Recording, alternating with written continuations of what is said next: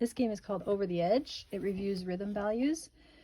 Usually what I do first is talk through all of the different cards. There's note cards and rest cards that they can draw.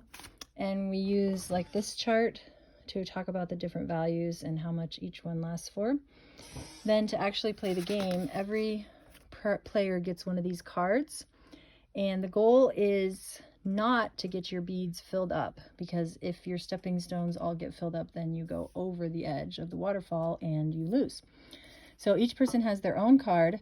They take a turn, they draw a card, and they put that many beads on the stepping stones. So for example, here you'd get one, and you would put one bead on the first stepping stone. Then the next person would draw, they would put however many beads go on their card, and you keep going around. If you have a lot of students, sometimes it's better to have them play like 2 against 2. So, or 2 against 3, you know, 2 playing against each other and the other 2 playing against each other.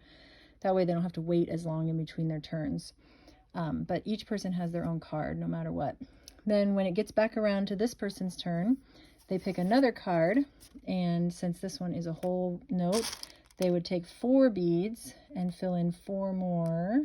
1, 2, 3, 4 steps on the card. So they just keep adding up the numbers until they get to the point where they have filled over the last one, and then that makes them the loser. If they get a rest card, they still put that number of beads on the game. So like this one is a half rest, so they would put 2 beads. Even though it's a rest, it still counts as time, so they'd still put beads for that. So that's a good game to review the rhythm values.